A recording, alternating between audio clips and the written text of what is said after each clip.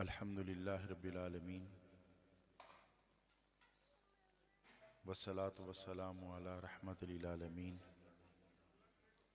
व अला आलिहि व अस्हाबिहि अजमाइन अम्मा बाद अऊज़ु बिल्लाहि मिनश शैतानिर रजीम बिस्मिल्लाहिर रहमानिर रहीम वलक़द कर्रमना बनी आदमा सदक़ल्लाहु मौलानल अज़ीम वक़ाल अल्लाहु तबारक व तआला फ़ी शान हबीबिही बिस्मिल्लाहिर्रहमानिर्रहीम इन्नल्लाह व मलाइकतहु युसल्लूना अलन नबी या अय्युहल्लज़ीना आमनू सल्लु अलैहि व सल्लिमू तस्लीमा अल्लाहुम्मा सल्लि अला सय्यिदिना मुहम्मदिन व अला आलि व अस्हाबि सय्यिदिना व मौलाना मुहम्मदिन व बारिक व सल्लिम व सल्लि अलैहि। इज़्ज़तों के लायक मेरे सामने तशरीफ़ फरमा मेरे मुअज़्ज़ज़ और मेरे मोहतरम हाज़रीन व सामीन अहले ईमान हज़रात और स्टेज पर तशरीफ़ फरमा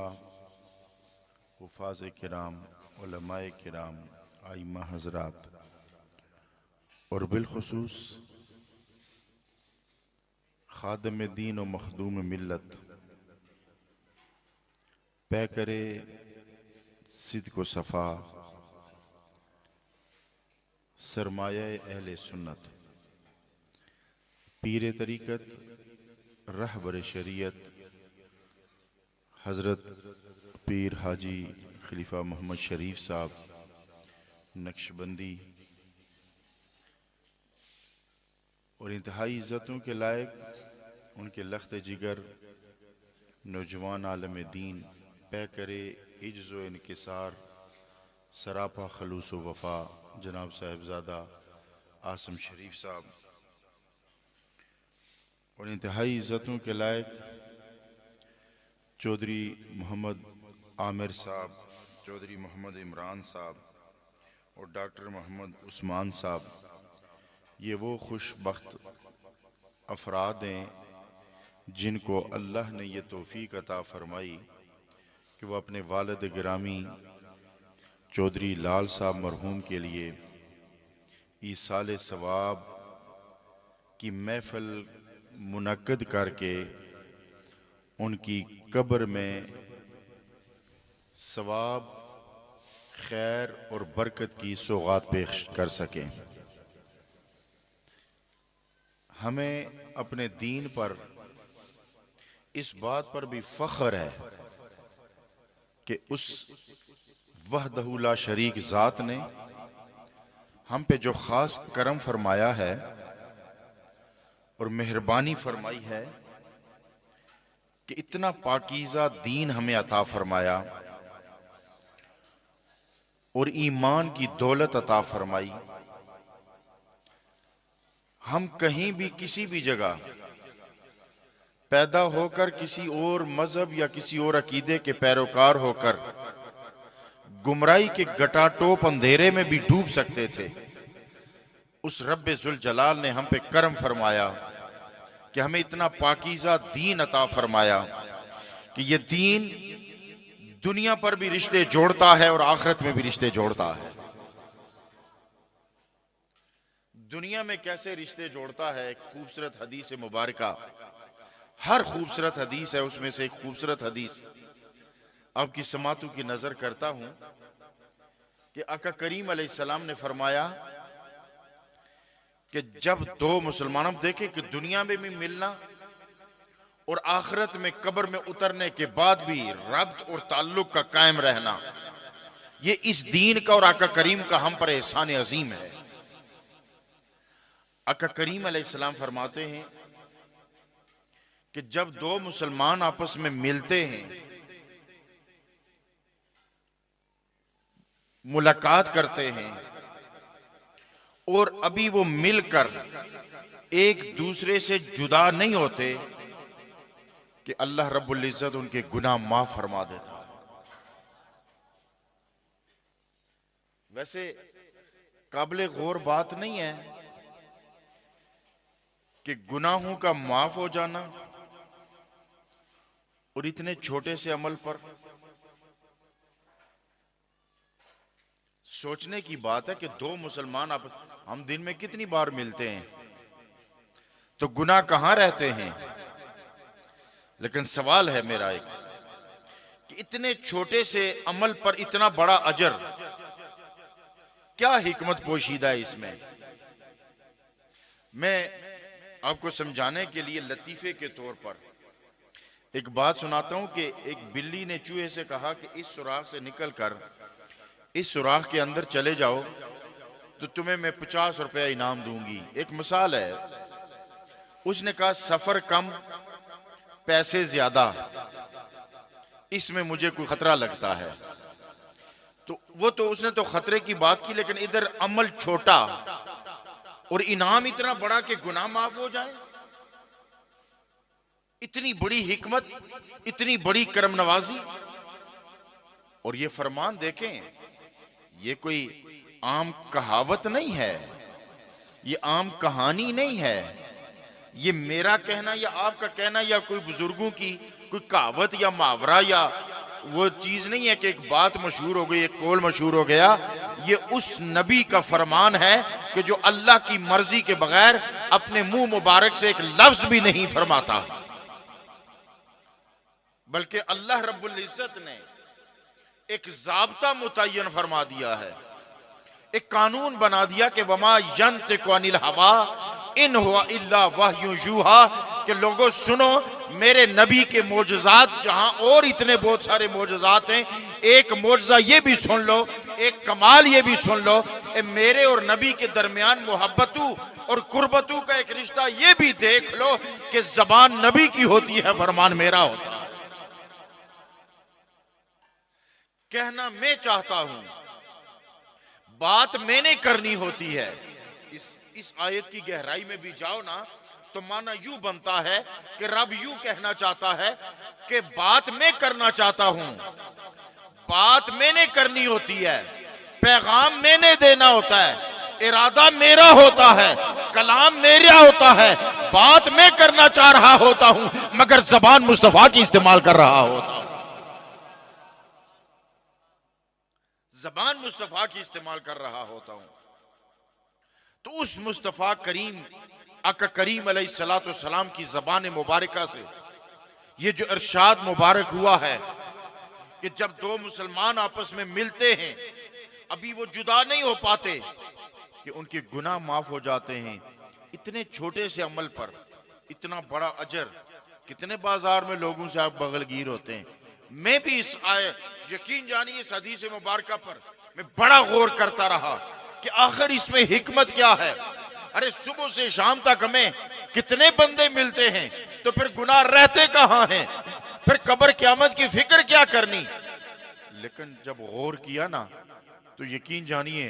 वो उगता मेरे कल्ब और रूह पर यूं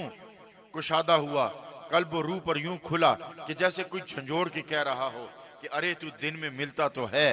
तू मुलाकातें तो करता है, लेकिन जिससे भी मिलता है ना तो पहले तू उसके चेहरे की शिनाख्त करता है, फिर तेरे ज़हन में एक तस्वुर आता है कि ये मेरे चचा का बेटा है, आज इतने अरसे बाद आया है, तू उससे बगलगीर होता है। फिर तुम्हें कोई मिलता है, फिर तू सोचता है कि ये मेरी मासी और खाला का बेटा है, उससे तू बगलगीर होता है। कभी तू मिलता है, चेहरा देख के पहचानता है, अरे हम तो क्लास फेलो रहे हैं, हम तो एक मकतब में पढ़ते रहे हैं, फिर तू उससे बगलगीर होता है। बाजार में जाता है, पहले तू देखता है अरे ये तो मेरे मोहल्ले का है, बड़े अरसे बाद आया है, ये उस नुक्कर पे रहता है, मैं उस नुक्कर पे रहता हूँ। बाजार में इकट्ठे हुए, बगलगीर हुए। मैं एक सवाल करना चाहता हूँ, सच बताइए कभी दिन में किसी वक्त किसी के साथ इस तरह भी बगलगीर हुए, हाथ भी मिलाया कि यारा जो भी कुछ है मैं नहीं जानता, मगर ये भी कलमा रसूलुल्लाह का पढ़ता है, मैं भी कलमा रसूलुल्लाह का पढ़ता हूँ, ये भी मुसलमान है,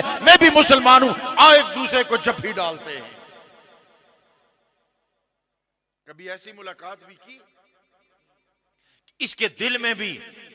तौहीद की शमा जल रही है, मेरे दिल में भी तौहीद की शमा जल रही है। ये भी उसे वहदहू ला शरीक मानता है, मैं भी उसे वहदहू ला शरीक मानता हूँ। ये भी मुहम्मदुर रसूलुल्लाह को आखिरी नबी मानता है, मैं भी आखिरी नबी मानता हूँ। हमारा दीन एक है, हमारा किबला एक है, हमारा कुरान एक है, हमारा काबा एक है, हमारा खुदा एक है, हमारा मस्जूद और माबूद एक है, हमारा महबूब और नबी और रसूल एक है। कभी ये सोचकर भी किसी से बगलगीर हुए? जिस दिन ये सोचकर बगलगीर हो गए ना कि ये भी मोहम्मद अरबी का गुलाम है और मैंने भी गुलामी का दावा कर रखा है, आओ आज दो नबी के गुलाम एक दूसरे के साथ छाती के साथ ही मिलाते हैं, हाथ मिलाते हैं, इस नियत के साथ मिलकर अभी मोमिन पीछे नहीं होते होते तो रब फरमाता है वो मेरी खातर मिलने वाले जा, मैंने गुनाह माफ फरमा दिए। हजरात मोहतरम, आका करीम अलैहिस्सलाम ने तो कदम कदम पर हमारी बख्शिशों के दरवाजे खोल रखे हैं, हमारी के लिए रहमतों के दरवाजे खोल रखे हैं। अरे पिछली रात कभी तन्हाई में, कभी अकेले में, जब कोई देख ना रहा हो, ना पिछली रात सही, जोर का वक्त सही, असर का सही, मगरिब का सही, मुसल्ले पर बैठकर अभी कभी तन्हाई में जब दो मोमिन आंसू बहाता है ना, तो रब ने भी अपने हबीब को फरमाया है कि इनको कह दो कि जब तुम नदामत के आंसू बहाते हो ना, तो चाहे तुम्हारे गुनाहों का ढेर आसमान तक लगा हुआ हो, तुम्हारे उन आंसुओं के सदके मैं उन गुनाहों के ढेर को मिटा के रख देता हूं और गुनाह माफ फरमा देता हूं। हजरत मोहतरम, ये मुख्तसर सी जिंदगी, ये थोड़ी सी जिंदगी सांसों की बड़ी नाजुक एक डोर है जो चल रही है, तो ये जहां रुक जाए तो बस उसके रुकने की देर है, तो फिर वो जहां, और वहां तन्हाई, आलम बरज़ख के मराहल, कब्र के घटाटोप अंधेरे, उन तारीक रातों में, उन तारीक घड़ियों में जहां दिन के उजाले का कोई इम्कान नहीं होता, जहां सूरज नहीं चढ़ता ढलता, जहां चिराग नहीं जलते, जहां कोई आंखें खाने सामने नहीं रखता, जहां कोई सर्दी में कंबल नहीं उड़वाता, जहां कोई सर करवट नहीं बदलवाता, जहां उस घटाटोप पर घुटन के माहौल में सांस का कोई बंदोबस्त नहीं होता, वो तन्हाई होती है, तारीक रात होती है। और मेरे आका करीम अलैहिस्सलाम फरमाते हैं, हजरत इब्ने अब्बास रज़ी अल्लाह ताला अन्हुमा रावी हैं कि आका करीम अलैहिस्सलाम ने फरमाया कि फिर उस अंधेरे में, उस तारीक समंदर में, उस तारीकी और अंधेरे के उस दरिया में मरने के वाले की हालत यूं होती है जैसे किसी वसी दरिया में और समंदर में कोई डूब रहा हो और वो इधर भी हाथ मारे, इधर भी हाथ मारे कि कोई शय हाथ में आए और वो मैं पकड़कर किसी तरह इस कैफियत से निकलकर मैं किनारे लग सकूं। और वो पुकार भी रहा होता है, सदा भी लगा रहा होता है और वो किसी को पुकार रहा होता है। इतने में आका करीम फरमाते हैं कि इतने में उसके पिछले, उसके माँ बाप, भाई, दोस्त, अजीजो अकारब जब उसके लिए ईसाले सवाब का एहतमाम करते हैं, उसके लिए दुआओं का एहतमाम करते हैं, फिर वो नूर की तश्तरियों में रखकर उसकी कब्र में जब उंडेला जाता है, तो फिर आका करीम ने यहाँ एक जुमला इरशाद फरमाया है। फरमाते हैं कि दुनिया व माफीहा, दुनिया व माफीहा में क्या क्या आता है? माँ, बाप, बहन, भाई, औलाद, घर, अनाज, बिस्तर, नौकर, चाकर, जरूरियात। दुनिया माफीहा में वो जरूरत जो इंसान की जिंदगी में पेश आती है, सफर के लिए सवारी, सोने के लिए बिस्तर, शफकत के लिए माँ बाप, आंखों की ठंडक के लिए आल औलाद, दिल के करार के लिए उनकी ताबेदारी, फिर रहने के लिए सोना घर, खिदमत के लिए नौकर चाकर, खाने के लिए नेमतें, फल फ्रूट, ये दुनिया माफीहा, ये आका करीम के अल्फाज हैं, आपके और मेरे नहीं हैं। आका करीम के अल्फाज में एक वुसअत, एक समंदर की गहराई, एक दरिया की रवानी, आसमान जैसी बुलंदी, सूरज जैसी चमक और चांद जैसी चांदनी मेरे आका करीम के एक एक लफ्ज में अल्लाह ने छुपा के रखी हुई है। आका करीम फरमाते दुनिया माफीहा से उसके लिए बेहतर है। इसकी मिसाल यूं है कि एक इंसान तमाम तर नेमतों के बीच मौजूद हो, माँ बाप, प्यार करने वाले, शफकत करने वाले, ताबेदार औलाद, आंखों को ठंडक पहुंचाने वाली बेटियां, दिल को करार देने वाले बेटे, दाएं बाएं बैठे भाई और तन्हाइयों में मजलिसों में रौनक बनने वाले दोस्त और वक्त जरूरत बेहतरीन अनाज, ये दुनिया की नेमतें हूं, इतने में छिन जाएं और एक लक्को तक सहरा में बंदा पड़ा हुआ हो, ना भाई पास रहे, ना बाप माँ बाप रहे, ना आल औलाद रहे, ना पक्का घर रहे, उसकी आंख लगे फिर आंख खुले, तो ये सारी चीजें उसे पलटा दी जाए और फिर उसे एक तख्त पर बिठा दिया जाए और तमाम नेमतें बमै वालदेन आल औलाद के उसे वापस अता हो जाए, तो सरकार फरमाते इतना वो खुश नहीं होता जितना इसाले सवाब पर कब्र वाला खुश होता है। जितना इसाले सवाब पहुंचने पर कब्र वाला खुश होता है। दुनिया और माफिहा से फिर उसके लिए बेहतरीन होता है। और पिछलू का अगला हिस्सा ये है कि पिछलू का इस्तगफार तौबा की हुई उसके फिर पहाड़ के बराबर गुनाहों के लिए भी बख्शिश का सामान बन जाती है। फिर ऐसी महफिल में हमारा बैठना, आपका बैठना, जिक्र खुदा सुनना, जिक्र मुस्तफा सुनना। तीसरी बात, पहले तो मैंने बताया कि दुनिया में हमें किस तरह रहना चाहिए और नेकी कमाने के क्या क्या असबाब अल्लाह रब्बुल इज्जत ने अपने आका करीम के वसीले से हमें अता फरमाए और कब्र में इसाले सवाब पहुंचने से कितना बड़ा फायदा होता है। फिर अब ये पाक मजालिस जिनमें हम बैठते हैं, उन्वान इसाले सवाब का हो, उन्वान मीलाद का हो, उन्वान 11वीं शरीफ का हो, उन्वान जो भी हो, इन मजालिस में होता या जिक्र खुदा है या जिक्र मुस्तफ़ा है, या आयात पढ़ी जा रही होती हैं, या अहादीस सुनाई जा रही होती हैं, या तरन्नुम में नात की सूरत में नबी पाक की शान बयान हो रही होती है, या फिर तौहीद की सूरत में अल्लाह की वहदानियत के डंके बज रहे होते हैं। ऐसी महफिल के लिए आका करीम अलैहिस्सलाम ने फरमाया कि ओ मेरे सहाबा, कभी कभी जन्नत की क्यारियों में से तुम भी थोड़ी सी चोग चुग लिया करो। जन्नत के बागों में से, जन्नत की क्यारियों में से तुम भी कभी थोड़ा थोड़ा चार चुग लिया करो, कुछ ले लिया करो, कुछ खा पी लिया करो। साहबा ने अर्ज की, या रसूल अल्लाह, दुनिया में भी जन्नत की क्यारियां हैं? दुनिया में भी जन्नत के ऐसे क्यारियां हैं जहां जन्नत के फूल खिले हुए हों, जन्नत के फल लगे हुए हों, जन्नत के बागात के लुत्फ हों? आका करीम ने फरमाया, हाँ, जहां भी जिक्रुल्लाह की मजलिस लगी होती है समझ जाया करो कि जन्नत की क्यारी लगी हुई है। फिर तुम थोड़ा गौर करो ना, गल में एक बड़ी पते नहीं दसा। एक बात याद रखें, हमारे दीन का एक बुनियादी राज वाला बात बताना चाहता हूँ, आपके इल्म में है। हमारे दीन से फायदा उठाने के लिए, हमारे दीन से मुस्तफीद होने के लिए, आका करीम के फरमूदात से कल्ब और रूह को मुनव्वर करने के लिए एक ताकत चाहिए होती है, एक दौलत। जब तक वो नहीं है ना, जब तक आपके दिल में वो नहीं है ना, 100 हदीसें भी आपके सामने पढ़ी जाए ना तो कुछ नहीं होगा। 6666 आयत बार बार आपके सामने पढ़ी जाती रहे, कुछ नहीं होगा जब तक आपके दिल के अंदर ये चीज मौजूद नहीं होगी। वो क्या चीज है कि जब तक यकीन नहीं आता उस वक्त तक ईमान का फल और पौधा दिल के अंदर उगता ही नहीं है। तो यकीन क्या आखना, यकीन क्या कहता है? यकीन कहता है कि अगर सरकार ने फरमाया कि जिक्रुल्लाह की मजालिस जन्नत की क्यारियां हैं, तो फिर वाकईतन जन्नत की क्यारियां हैं। तो फिर मैं कह सकता हूं ना कि ये ईसाले सवाब की महफिल है या जन्नत की क्यारी सजी हुई है। अल्लाह ताला आपकी मेरी हम सब की हाजिरी अपने दरबार करीमाना में कबूल मंजूर फरमाए और चौधरी लाल साहब की कब्र पे अल्लाह ताला